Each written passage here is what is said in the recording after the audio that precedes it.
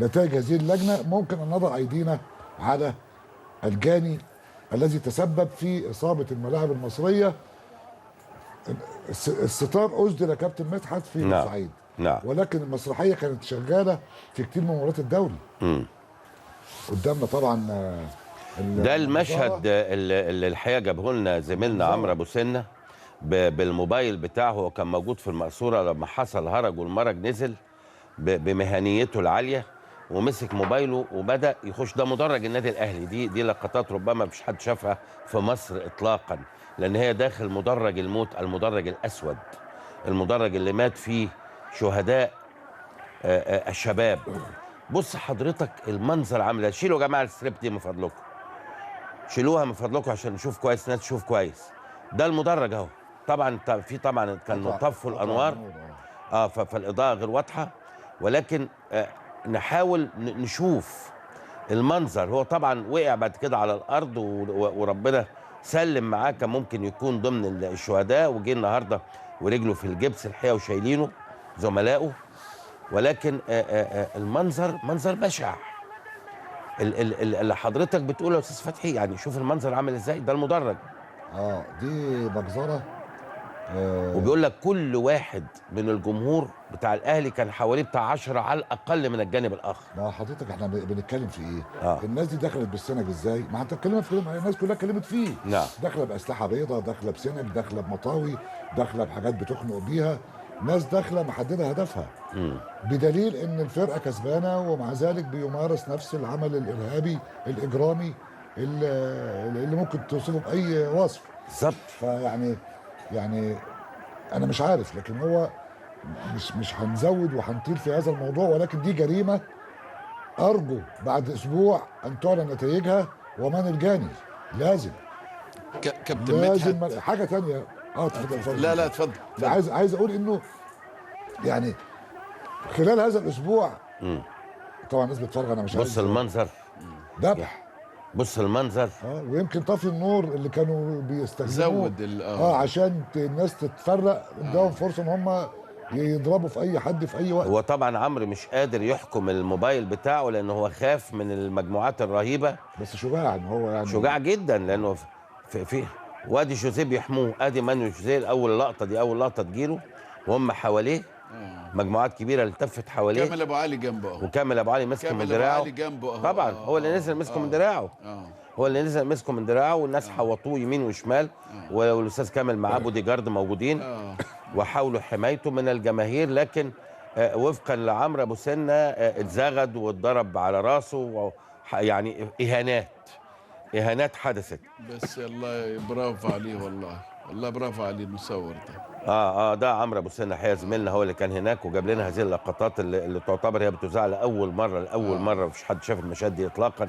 نرجع نقول ان انت يا استاذ فتحي وجهه نظرك احساسك، ولكن انت مع ان احنا لا نستبق الاحداث، ولكن احساسك كمواطن ان اللي حصل ده يعني امر مختلط ما بين المؤامره وما بين اندفاع اخرين وبين التقصير الامني. ده متفقين عليه. عايز اقول لك على حاجه. النهارده الكابتن حسن حمدي اتسال نفس السؤال اللي سيادتك سالته لي ده، وعجبني برضو انه قال ان احنا الموضوع رهن التحقيق ولا يجب ان نستبق الاحداث، وان مساله التحقيق ستكشف كل هذا الغموض. مهم جدا ان انت تقول مشاعرك، لكن في نفس الوقت لا تستبق الاحداث.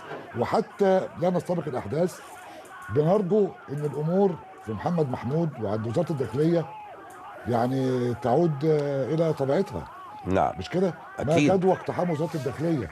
ما الهدف من اقتحام وزاره الداخليه؟ ده احنا هنتكلم فيه دلوقتي لان ده امر اخر. ما انا بربطها بان خلال هذا الاسبوع وحتى تنتهي لجنه تقصي الحقائق من اعمالها.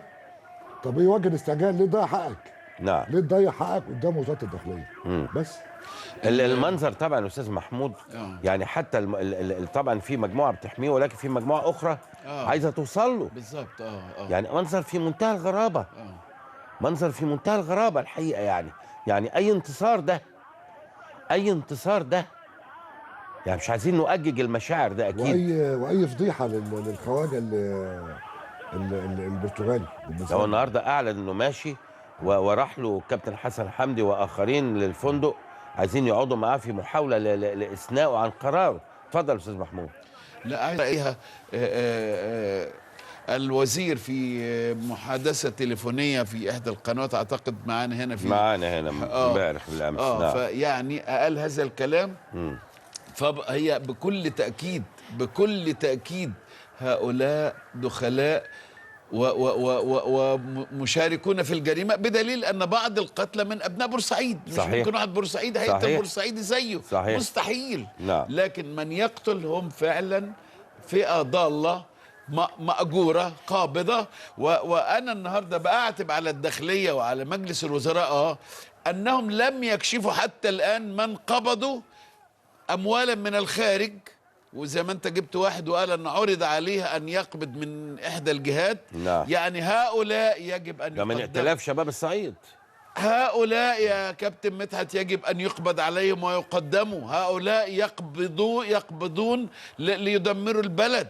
البلد حالها وقف. البلد دماء يعني أرخص دماء في البشر كله دماء المصريين. نعم. إن ما ماتش في حريق القطر، يموت في انقلاب أتوبيس، يموت في عبارة، في عبارة، يغرق في عبارة، يموت في مباراة كرة قدم. هل إلى هذه الدرجة تصل دماء المصريين؟ رخصنا للدرجة دي يا اخوانا.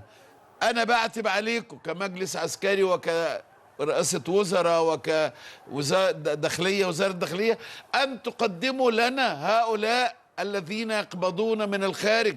وهو ده بداية الخيط. طالعين بالكراسي. بداية الخيط. نعم. بداية الخيط يا كابتن. يعني بص حضرتك أنا شايف طبعا طالعين في ايديهم الكراسي، طالعين بعد ما رموا شماريخ، طالعين عبر الكراسي على المدرجات. يعني امر الحقيقه امر ده مشاهد اخرى غير اللي احنا شفناها في الاول. على فكره ده جمهور الاهلي هو يعني ده جمهور الاهلي وده المجموعه اللي ذكرهم. بيحاولوا الهروب. بيحاولوا الهروب. ده جحيم. هذا جحيم. مدرج الموت. هذا جحيم. يعني مدرج الموت. هذا جحيم والله العظيم. بيجروا المساكين، بيجروا والجانب الاخر من الجناه والعتاه، المجرمين الكلاب، عتاة الاجرام. لانه انا لا اتصور ان في مشجع في الدنيا ممكن يقتل. مستحيل. يعني مستحيل من ذهب ليستمتع او يفرح لفوز فريقه. يعني اقصى حاجه استاذ محمود، استاذ فتحي، كنا بنشوفها واحد بيرمي طوبه، واحد بيرمي ازازه، لكن واحد اتوبيس يضرب على اتوبيس، لكن يروح ويعدي ملعب ويطلع مدرج ويقتل.